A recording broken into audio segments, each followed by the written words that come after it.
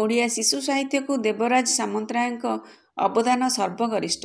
ଭୁବନେଶ୍ୱର ସ୍ଥାନୀୟ ଜୟଦେବ ଭବନଠାରେ ସାମାଜିକ, ସାଂସ୍କୃତିକ ଓ ଶୈକ୍ଷିକ ଅନୁଷ୍ଠାନ ସପ୍ତକ ଫାଉଣ୍ଡେସନର 17ତମ ବାର୍ଷିକ ଉତ୍ସବ ଅନୁଷ୍ଠିତ ହୋଇଯାଇଛି। ବିଶିଷ୍ଟ ଶିଶୁ ସାହିତ୍ୟିକ ତଥା ରାଜ୍ୟ ଓ ରାଷ୍ଟ୍ରୀୟ ପୁରସ୍କୃତ ଶିକ୍ଷକ ଦେବରାଜ ସାମନ୍ତରାୟଙ୍କର 87ତମ ଜନ୍ମଦିନ ଅବସରରେ ଆୟୋଜିତ ଏହି ଉତ୍ସବରେ ଅତିଥି ଭାବେ ସୁନ୍ଦରଗଡ଼ ବିଧାୟକ ଯୋଗେଶ ସିଂ, ପଦମପୁର ବିଧାୟିକା ବର୍ଷା ସିଂ ବରିହା, ବରିଷ୍ଠ ଶିଶୁ ସାହିତ୍ୟିକ ବୀରେନ୍ଦ୍ର ମହାନ୍ତି, ଅବସରପ୍ରାପ୍ତ ଭାରତୀୟ ରାଜସ୍ୱ ସେବା ଅଧିକାରୀ ତଥା ସୁଲେଖକ ମନୋରଞ୍ଜନ ପାଣିଗ୍ରାହୀ, ବରିଷ୍ଠ କବି ଏବଂ କିଟ୍ ବିଶ୍ୱବିଦ୍ୟାଳୟର ନିର୍ଦ୍ଦେଶକ ଓଡ଼ିଆ ଭାଷା ଓ ସଂସ୍କୃତି ରକ୍ଷକ ନାୟକ ଅତିଥି ଭାବେ ଯୋଗଦାନ କରିଥିଲେ। ଯେକୌଣସି ଭାଷା ଓ ସାହିତ୍ୟର ମୂଲ୍ୟାୟନ ନିମନ୍ତେ ଶିଶୁ ସାହିତ୍ୟକୁ ମାନକ ଭାବରେ ଗ୍ରହଣ କରାଯାଇପାରେ।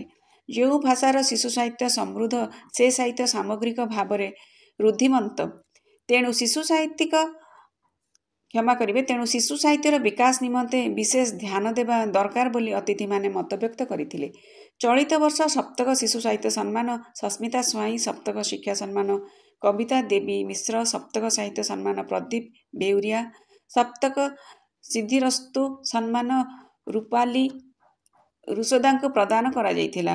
57 ଜଣ ଶିଶୁ ପ୍ରତିଭାଙ୍କୁ ପୁରସ୍କାର ଦିଆଯାଇଥିଲା। ଏହି ଉତ୍ସବରେ କାଞ୍ଚନବାଳା ସାମନ୍ତରାୟ, ଜ୍ୟୋତିର୍ମୟୀ ସାମନ୍ତରାୟ, ସୁରେଶ ଚନ୍ଦ୍ର ମହାପାତ୍ର, ଯଶୋମତୀ ସାମନ୍ତରାୟ, ଓଂଶ୍ରୀ ନାରାୟଣ କାରୁବାକି, ଲକ୍ଷ୍ମୀଧର ବିଶ୍ୱାଳ ପ୍ରମୁଖ ଉପସ୍ଥିତ ଥିଲେ। ଏହାକୁ ଶ୍ୱେତଲିନା ମହାନ୍ତି ସଂଯୋଜନା କରିଥିଲେ।